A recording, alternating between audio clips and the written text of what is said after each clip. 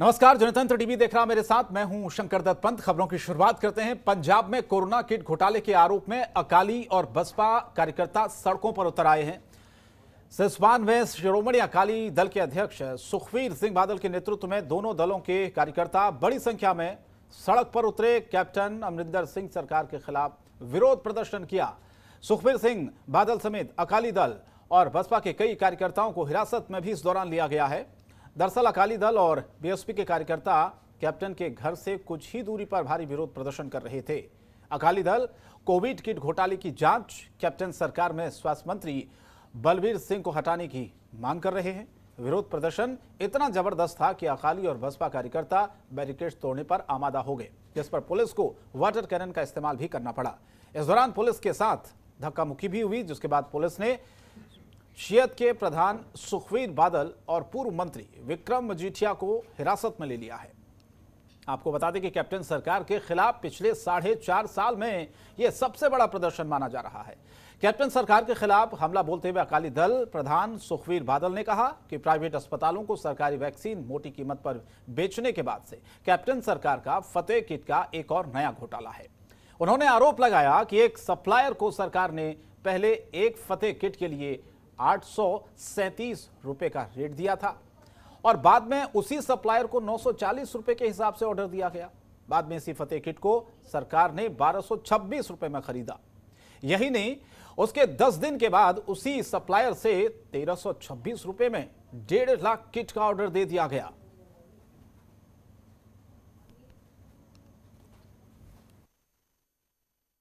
ਜਿਹੜੇ ਇਹਨੇ ਵੈਕਸੀਨੇਸ਼ਨ ਲਾਈ ਹੈ ਉਹਦੇ ਘਟਾਲਾ ਆ ਜਿਹੜੀ ਫਤਿਹ ਕਿਟ ਦਾ ਘਟਾਲਾ ਐਸਸੀ ਸਕਾਲਰਸ਼ਿਪ ਦਾ ਘਟਾਲਾ ਤੇ ਸਭ ਤੋਂ ਵੱਡੀ ਗੱਲ ਹੈ ਜਿਹੜੀ ਜ਼ਮੀਨਾਂ ਕਿਸਾਨਾਂ ਦੀਆਂ ਅਕਵਾਇਰ ਕਰ ਰਹੇ ਹੈ। ਸਾਹਿਬ ਪ੍ਰਕਾਸ਼ ਸਿੰਘ ਬਾਦਲ ਦੇ ਸਮੇਂ ਕਿਸਾਨ ਨੂੰ ਉਹਦਾ ਹੱਕ ਮਿਲਿਆ। ਕਰੋੜ ਤੋਂ ਲੈ ਕੇ 2 ਕਰੋੜ ਤੋਂ ਲੈ ਕੇ 3 ਕਰੋੜ ਤੱਕ ਵੀ ਅਸੀਂ ਕਿੱਲੇ ਦੀ ਉਹਦੀ ਦਵਾਈ ਪਰ ਕੈਪਟਨ ਜਿਹੜਾ ਹੈਗਾ ਉਹਨੇ ਆ ਦੇਖੋ ਕਿੰਨਾ ਕਰ ਰਿਹਾ ਹੈ। 20 ਲੱਖ ਕਰੋੜਾਂ ਦੀ ਜ਼ਮੀਨ 20 ਲੱਖ ਦੇ ਧੱਕੇ ਨਾਲ ਅਕਵਾਇਰ ਕਰ ਰਿਹਾ ਹੈ। ਇਹ ਤੋਂ ਮਾੜਾ ਮੁੱਖ ਮੰਤਰੀ ਕੀ ਹੋ ਸਕਦਾ? ਬਾਦਲ ਸਾਹਿਬ ਅੱਜ ਦੋਨੇ ਪਾਰਟੀਆਂ ਰਲ ਕੇ ਪ੍ਰੋਟੈਸਟ ਕਰ ਰਹੀਆਂ, ਲੱਗ ਰਿਹਾ ਕਿ ਡਬਲ ਇੰਜਨ ਕੰਮ ਕਰ ਰਿਹਾ ਅੱਜ ਡਬਲ ਇੰਜਨ ਹੈ, ਇੰਨਾ ਪਾਵਰਫੁਲ इंजन बन गया ਤੇ ਹੁਣ ਮਤਲਬ जो मर्जी आगे आ जाए सारे। और चंडीगढ़ में हरियाणा कैबिनेट की एक अहम बैठक मुख्यमंत्री की अध्यक्षता में हुई है। इसमें कई अहम फैसले लिए गए हैं। बैठक में हरियाणा पब्लिक सर्विस कमीशन आयोग से 3 पदों को खत्म कर दिया गया है। कैबिनेट बैठक के बाद संसदीय कार्य मंत्री कुंवर पाल ने बताया कि सरकार ने हरियाणा पब्लिक सर्विस कमीशन के ढांचे में बदलाव किया है। पहले आयोग में 8 सदस्य और एक चेयरमैन होता था, लेकिन अब 5 सदस्य और एक चेयरमैन होगा। संसदीय कार्य मंत्री ने बताया कि देश के कई राज्यों में पब्लिक सर्विस कमीशन के अंदर बहुत कम लोग हैं। ऐसे में हरियाणा में भी सदस्यों को कम करने की जरूरत महसूस की गई है। हरियाणा कैबिनेट की बैठक में अब वाहनों के चालान मौके पर भरे जाने को लेकर भी मंजूरी दी गई है। व्यावसायिक वाहनों के पंजीकरण का अधिकार भी डीलर को दे दिया गया है। इसके अलावा हरियाणा सरकार ने प्रदेश के सभी स्कूलों की छुट्टी 30 जून तक बढ़ा दी है। शिक्षा मंत्री ने बताया कि 12वीं क्लास के नतीजे तैयार करने के लिए असेसमेंट फॉर्मूले पर काम तेजी से चल रहा है। उम्मीद है कि 1 महीने में 12वीं के नतीजे घोषित कर दिए जाएंगे।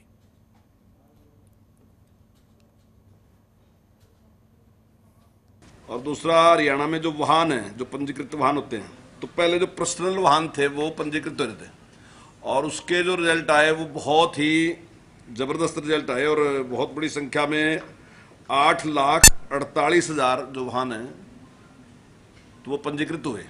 तो अब सरकार ने निर्णय लिया कि जो दूसरे वाहन भी है, पूरी तरह से निर्मित नए वाहन हैं जो, तो वो भी वहाँ पंजीकृत होंगे। एक हरियाणा सरकार ने निर्णय लिया कि जिन लोगों ने दान के रूप में जो कोविड से संबंधित मशीन थी या कोई और जो था, किस प्रकार के इंस्ट्रूमेंट भी उन्होंने दिए, वो भी थे, कुछ और भी सामान दिया गया, तो उसमें हमने जीएसटी में छूट दी। और Haryana right to service commission के नए चेयरमैन टीसी गुप्ता ने अपना कार्यभार संभाल लिया है। हरियाणा निवास में मुख्यमंत्री मनोहर लाल ने उन्हें पद और गोपनीयता की शपथ दिलवाई। इस मौके पर मुख्यमंत्री मनोहर लाल ने कहा है कि सेवा अधिकार आयोग के नए चेयरमैन टीसी गुप्ता अपने संवैधानिक दायित्वों को अच्छी तरीके से निभाएंगे और जनता को सरकार की सभी योजनाओं का समय पर फायदा पहुंचाने के लिए काम करेंगे। सेवा का अधिकार आयोग के नवनियुक्त चेयरमैन पीसी गुप्ता ने कहा कि जल्द आने वाले दिनों में आयोग की कार्यशैली में बड़े बदलाव देखने को मिलेंगे। जनता को आरटीआई एक्ट का सहारा नहीं लेना पड़ेगा। आयोग के तहत तकरीबन 550 सेवाएं आती हैं, तो टीसी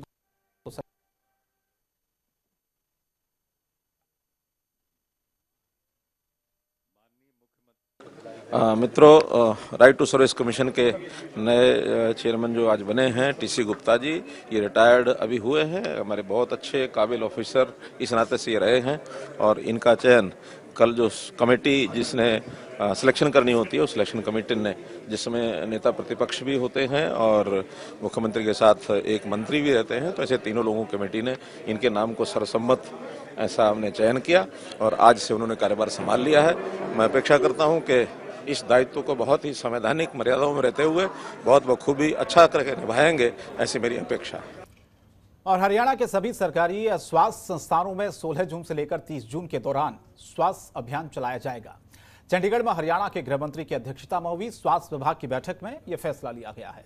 बैठक में वीडियो कॉन्फ्रेंसिंग के जरिए प्रदेश के सभी जिला चिकित्सा अधिकारियों ने शिरकत की है। बैठक के बाद स्वास्थ्य मंत्री अनिल विज ने बताया कि सफाई अभियान के दौरान सभी सरकारी स्वास्थ्य संस्थानों में साफ सफाई, साफ पीने का पानी, फिल्टर प्लांट, पानी की टंकियों की सफाई, रंग रोगन, मरम्मत और पौधारोपण किया जाएगा। साथ ही स्वास्थ्य अभियान के दौरान की गई सफाई के स्तर को भी बरकरार रखा जाएगा। तो कोरोना को लेकर सरकार की तरफ से गठित जो टास्क फोर्स, उसमें यह कहा गया कि जल्द ही टास्क फोर्स का काम शुरू किया जाएगा। स्वास्थ्य मंत्री अनिल विज ने माना कि प्रदेश में रिकवरी रेट के साथ डेथ रेट भी कम हुआ है और साथ ही साथ सरकार अपनी तरफ से मौतों को रोकने की पूरी कोशिश कर रही है।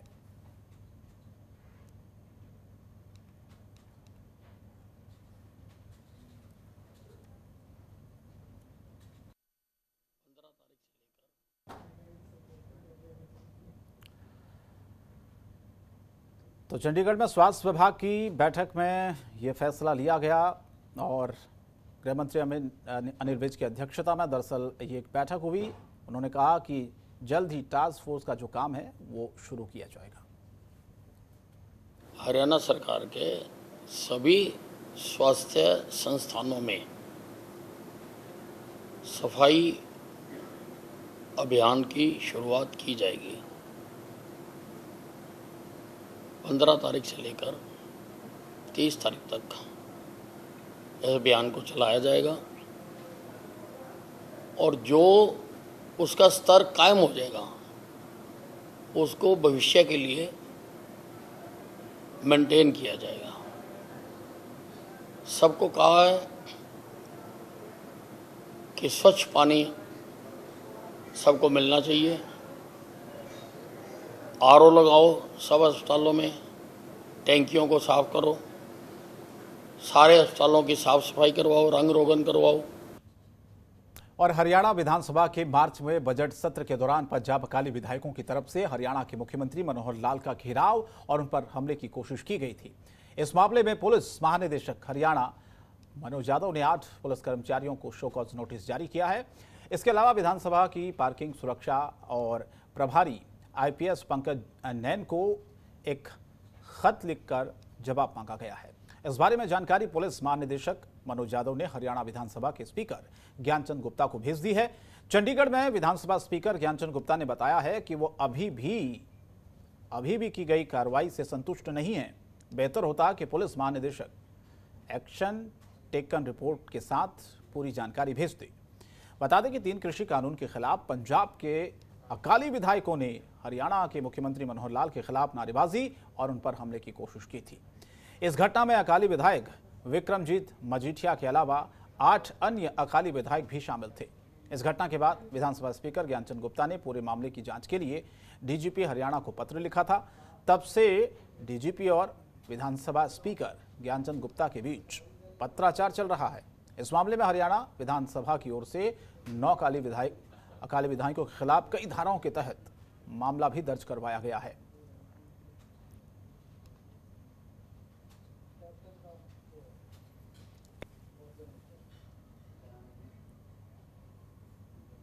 कि जो एक इंसिडेंट हुआ था 10 मार्च 2021 को, विधानसभा के नीचे सीएम साहब की मीडिया प्रेस कॉन्फ्रेंस को लेकर के उस पर हमने संज्ञान लिया था और एफआईआर भी हुई थी जो विधायक थे पंजाब के, और उसके अलावा एक कमेटी का गठन किया गया था और उस कमेटी ने कुछ रिकमेंडेशंस दी थी कि क्या क्या प्रिकॉशंस रखी जानी चाहिए आगे के लिए ताकि ये इस प्रकार का इंसिडेंट दोबारा ना हो। और मनसा देवी कॉम्प्लेक्स सेक्टर 1 से राजीव और इंदिरा कॉलोनी पंचकुला तक नाले परिसर के सौंदर्यीकरण वृक्षारोपण कार्यक्रम का शिलान्यास हुआ है। पंचकुला को स्वच्छ हरा भरा बनाने की दिशा में एक और कदम बढ़ाते हुए हरियाणा के विधानसभा अध्यक्ष ज्ञानचंद गुप्ता ने मनसा देवी कॉम्प्लेक्स सेक्टर 1 से राजीव व इंदिरा कॉलोनी पंचकुला तक नाले परिसर के सौंदर्यीकरण वृक्षारोपण कार्यक्रम का शिलान्यास किया। सौंदर्यीकरण का काम हरियाणा शहरी विकास प्राधिकरण द्वारा लगभग 4 करोड़ रुपए की लागत से किया जाएगा। ये कार्य अगले 6 महीने में पूरा करने का लक्ष्य रखा गया है। सौंदर्यीकरण की दृष्टि से नाले के साथ साथ 100 बेंच, 651 अशोका और नीम के पेड़, 648 पलमेरिया और आम के पेड़, 2598 शरबस लगाए जाएंगे। इसके अलावा 3.25 एकड़ पर ग्रासी लॉन बनाया जाएगा। विधानसभा अध्यक्ष ज्ञानचंद गुप्ता ने भी कहा कि विशेषकर एमडीसी सेक्टर 1 और 4 के नागरिकों की ये बहुत पुरानी मांग थी।